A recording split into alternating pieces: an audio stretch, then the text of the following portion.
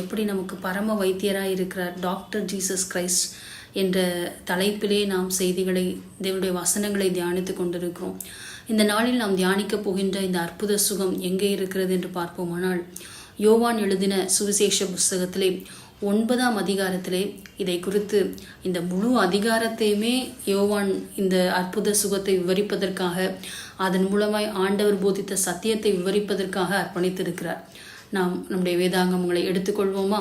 அதில் யோவான் எழுதின சுவிசேஷம் 9வது அதிகாரத்திற்கு உங்கள் வேதாகமங்களை திருப்பிக் கொள்ளுங்கள். நான் சுருக்கமாக இந்த அற்புத சுகத்தை குறித்து உங்களிடத்தில் இப்பொழுது விவரித்து சொல்லப் போகிறேன். அது என்ன எழுதப்பட்டிருக்கிறது என்றால், ஆண்டவராகிய இயேசு கிறிஸ்து ஜெப ஆலயத்திலிருந்து வெளியே வருகிறார். வெளியே வந்து அவர் நடந்து போகும் பொழுது வழி அருகே ஒரு குருடனை பார்க்கிறார். அந்த குருடன் பிறவி குருடனாய் இருக்கிறான். அதை பார்த்த அவருடைய சீஷர்கள் ஆண்டவரிடத்திலே கேட்கிறார்கள், ரபி, இவன் இப்படி குருடனாய் பிறந்தது இவன் செய்த பாவமா அல்லது அவனுடைய பெற்றோர் செய்த பாவமா என்று கேட்கிறார்கள். அதற்கு ஆண்டவர் சொல்லுகிறார், ஒரு குழந்தை குருடாய் பிறக்குமானால் அது என்ன பாவம் செய்திருக்க முடியும்? ஆனால் இப்படிதான் கேட்கிறார்கள். அப்படி கேட்ட பொழுது ஆண்டவர் அதற்கு பதில் சொல்லுகிறார், இது இவன் செய்த பாவம் கிடையாது, இவனுடைய பெற்றோர் செய்த பாவம் கிடையாது, தேவனுடைய கிரியை வெளிப்படும்படியாய் இவன் இப்படி பிறந்திருக்கிறான் அப்படின்னு சொல்லிட்டு ஆண்டவர் சொல்றாரு, நானே உலகத்திற்கு ஒளியா இருக்கிறேன், உலகத்தில் இருக்கிற வரைக்கும் நானே இந்த உலகத்திற்கு ஒளியா இருக்கிறேன் அப்படின்ட்டு சொல்றாரு. நம்ம ஏற்கனவே பார்த்தோம், ஆண்டவர் அநேக குருடர்களை சுகமாக்கி இருக்கிறார். வேதத்தில் குறிப்பிடப்பட்டிருக்கிறதுலாம் 2-3 சாட்சிகளை தான் சொல்லியிருக்கான். ஜஸ்ட் சாம்பிளுக்காக 2 குருடரை சுகமாக்கினது இல்லது 3 குருடர்களை சுகமாக்கினதை பற்றி கூறப்பட்டிருக்கிறது. ஆனால் ஆண்டவர் அநேக குருடர்களை அந்த நாட்களிலே குணமாக்கி இருக்கிறார், இன்றும் குணமாக்கி கொண்டிருக்கிறார். அப்போ ஆண்டவர் அந்த மாதிரி சொல்லிட்டு நானே உலகத்திற்கு ஒளியா இருக்கிறேன்னு சொல்லியிருக்கார்.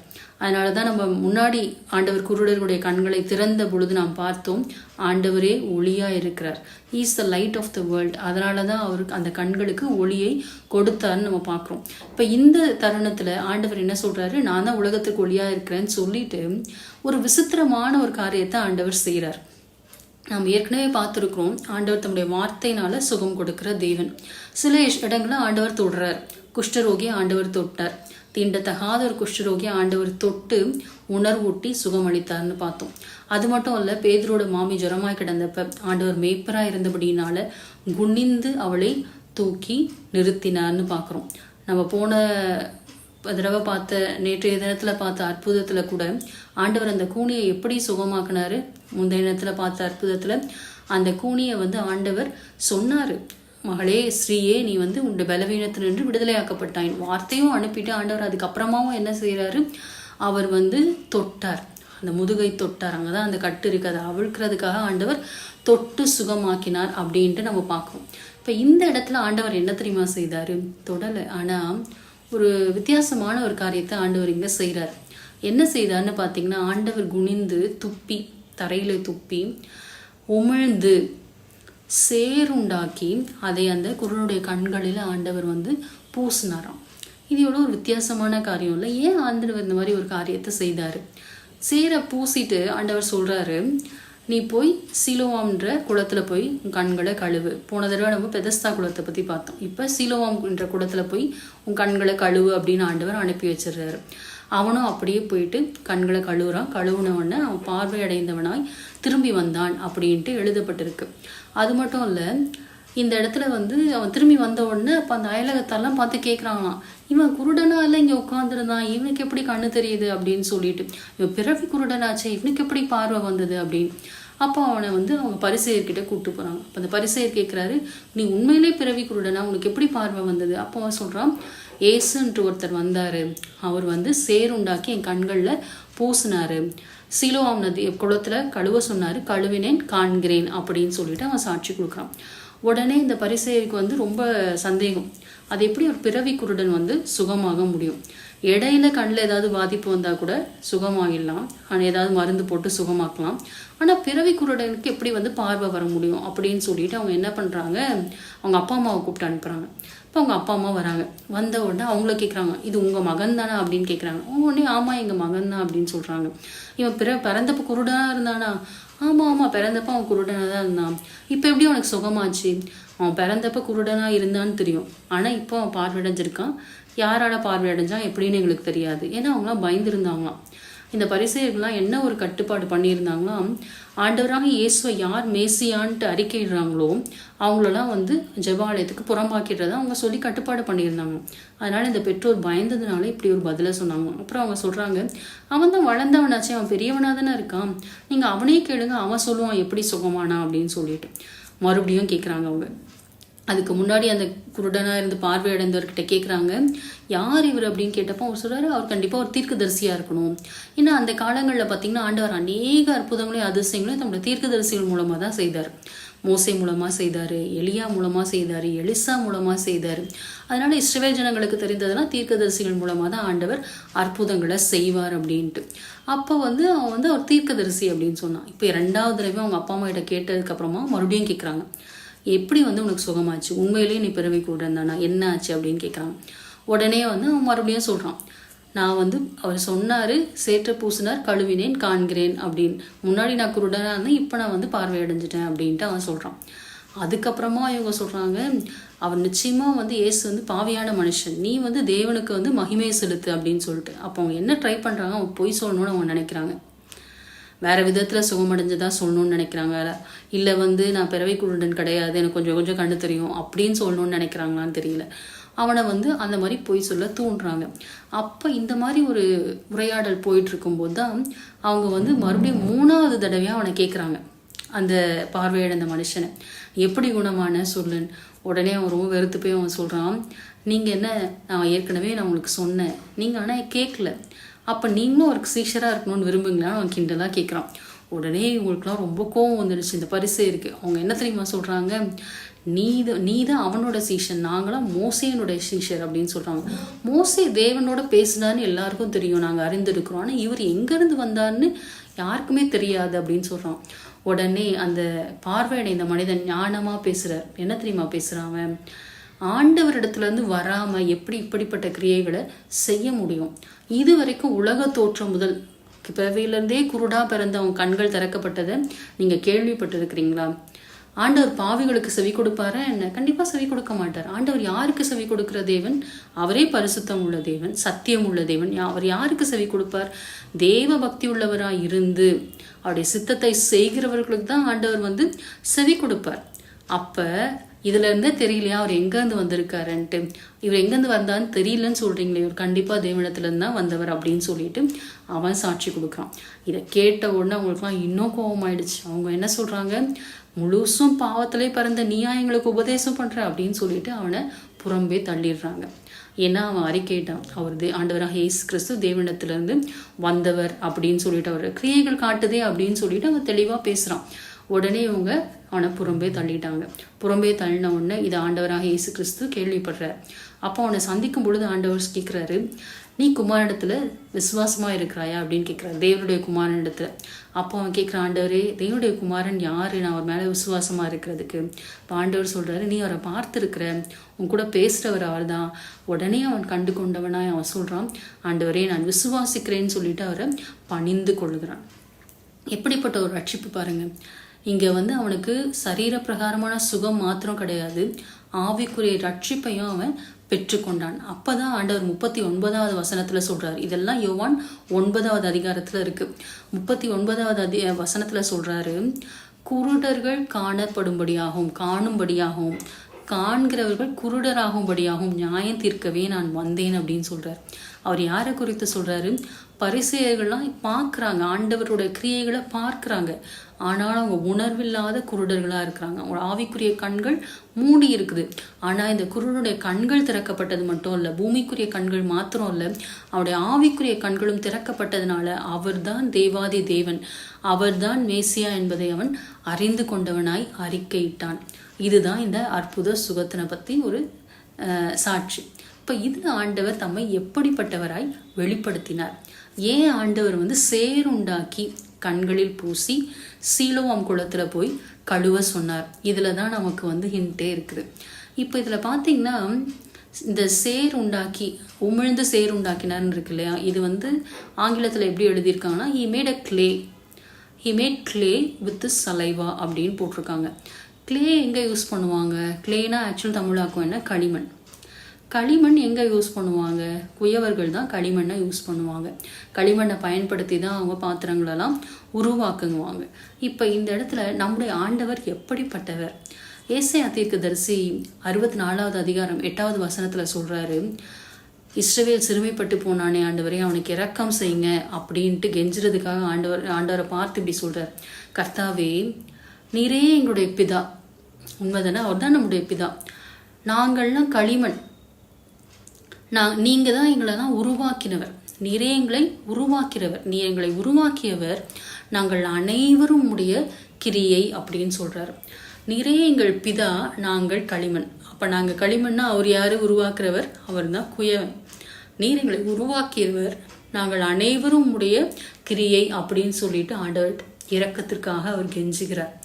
இது மாத்திரம் இல்லை, எரேமியா தீர்க்கதரிசியின் இடத்துல ஆண்டவர் சொன்னது 18வது அதிகாரத்தில் 6வது வசனத்தில் ஆண்டவர் என்னத்தவா சொல்றாரு, இஸ்ரவேல் வீட்டாரே, குயவன் கையில் இருக்கிற களிமண் போல நீங்கள் என் கையில் இருக்கிறீர்கள் அப்படின்னு சொல்றாரு ஆண்டவர்.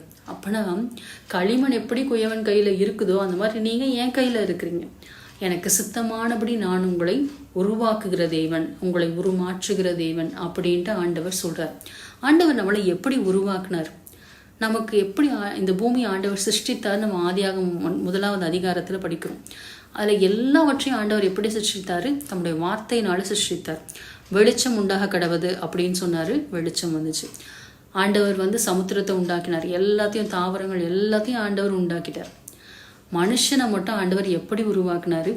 ஆதியாகமம் 2வது அதிகாரம் 7வது வசனத்துல இது நம்ம பார்க்கலாம். அதில் என்ன சொல்லப்பட்டிருக்கு? 2:7 தேவனாகிய கர்த்தர் மனுஷனை பூமியின் மண்ணிலிருந்து உருவாக்கி அதுக்கப்புறமா அவனுக்கு ஜீவ சுவாசத்தை அவனுடைய நாசியிலே ஊதினார். அவன் ஜீவாத்மாவானான், மனுஷன் ஜீவாத்மாவானான் அப்படின்ட்டு எழுதப்பட்டிருக்கு. அப்போ ஆண்டவர் மனுஷனை மாத்திரம்தான் என்ன பண்ணாரு? மண்ணிலிருந்து உருவாக்கினார் அப்படின்னு நம்ம பார்க்குறோம். அப்போ மண்ணிலிருந்து எப்படி ஆண்டவர் உருவாக்கி இருக்க முடியும்? அவர் குயவன்னா அவர் கண்டிப்பாக என்ன பண்ணியிருக்கணும்? தண்ணியும் சேர்த்து அவனை வணைஞ்சு ஒரு உருவத்துக்கு கொண்டு வந்திருக்க முடியும். அப்போ ஆண்டவர் அவர் தான் நம்முடைய சிருஷ்டிகர்.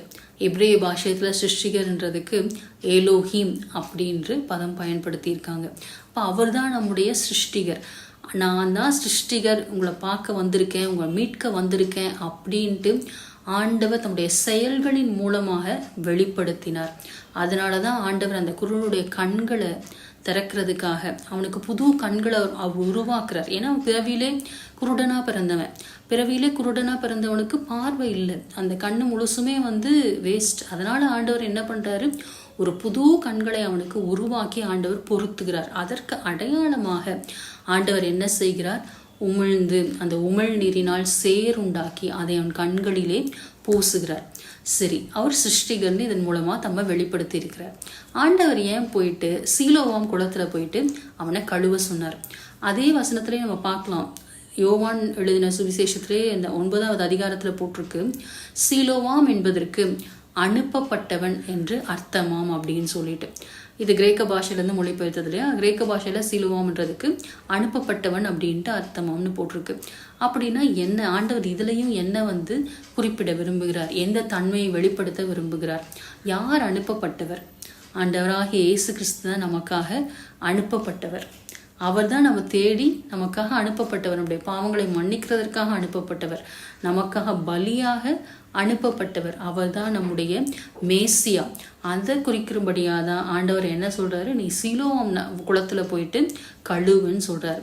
யார் நம்முடைய பாவங்களை நம்ம கழுவ முடியும்? ஆண்டவராக இயேசு கிறிஸ்து மாத்திரம்தான் கழுவ முடியும். இந்த அனுப்பப்பட்டவர் மாத்திரம்தான் எல்லா பாவங்களையும் நீக்கி நம்மை சுத்திகரிக்க முடியும். நம்மை பரிசுத்தமாக அவர் மாத்திரம்தான் கழுவ முடியும். அதை குறிக்கும்படியாய் ஆண்டவர் அந்த குளத்திற்கு போய் அவனை கழுவ சொல்லுகிறார். இதுல இருந்து ஆண்டவர் என்ன சுபாவத்தை வெளிப்படுத்தினார்னு கண்டுபிடிச்சிங்களா? அவரே அனுப்பப்பட்ட சிருஷ்டிகர். அப்படிதான் இந்த சம்பவத்துல ஆண்டவர் தம்மை வெளிப்படுத்தி இருக்கிறார். ஆகவே இந்த அனுப்பப்பட்ட சிருஷ்டிகரை நோக்கி இன்றைக்கும் ஒருவேளை ஏதாவது ஒரு உறுப்பு முற்றிலுமா செயலிழந்து போயிடுச்சு அப்படின்ட்டு வைத்தியர்கள் சொல்லியிருக்கலாம். இல்லை உங்க வாழ்க்கையில ஏதோ ஒரு விஷயம் அது சுத்தமாக முடிஞ்சு போன விஷயம், இனிமே அதுக்கு உயிரே கிடையாது அப்படின்ற ஒரு நிலைமையில நீங்கள் இருக்கலாம். ஆனால் இன்றைக்கு இந்த அனுப்பப்பட்ட சிருஷ்டிகர் நம்முடைய மத்தியில் இருக்கிறார்.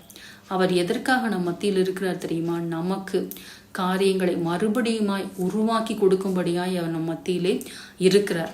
அது என்னவா இருந்தாலும், உங்கள் உடல் உறுப்புகளாக இருந்தாலும் சரி, உள்ளுறுப்புகளாக இருந்தாலும் சரி, உங்கள் வாழ்க்கையின் எந்த காரியமாக இருந்தாலும் சரி, ஆண்டவர் இன்றைக்கு புதிதாய் அதை உருவாக்கும்படியாய் நம் மத்தியிலே அவர் வந்திருக்கிறார்.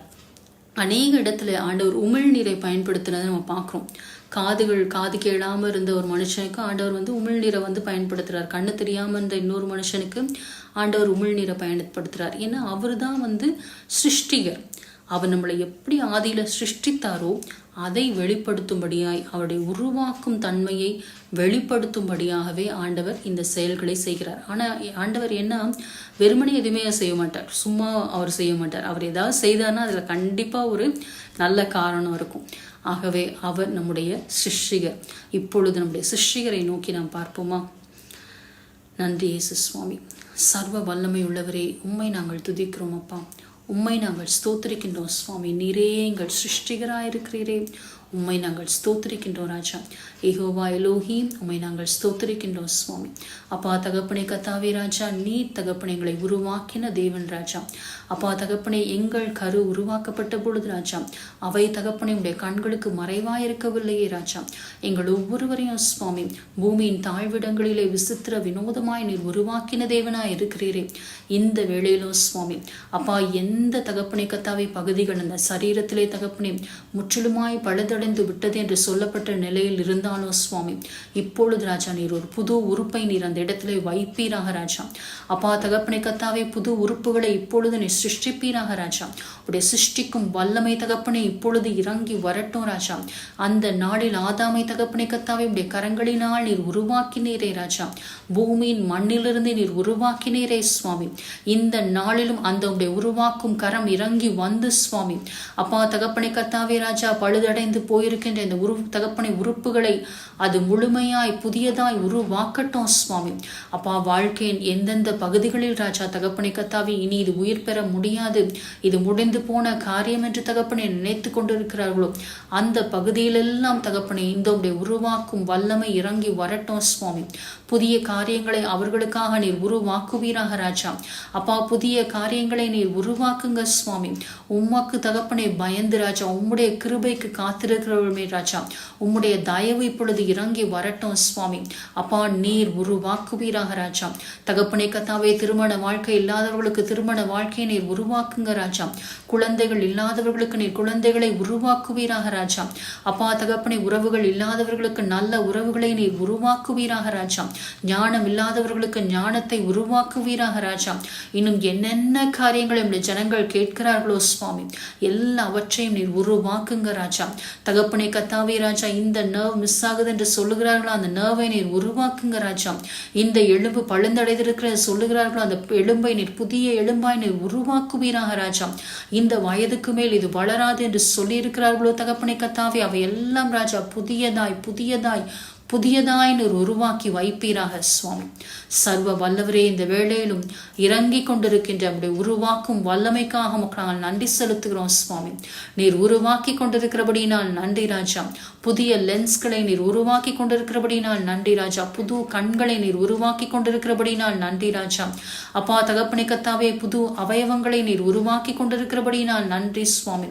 புதிய தோலை நீர் உருவாக்கி கொண்டிருக்கிறபடினால் நன்றி ராஜா. அப்பா புது கணையங்களை நீர் உருவாக்கி கொண்டிருக்கிறபடினால் நன்றி ராஜா.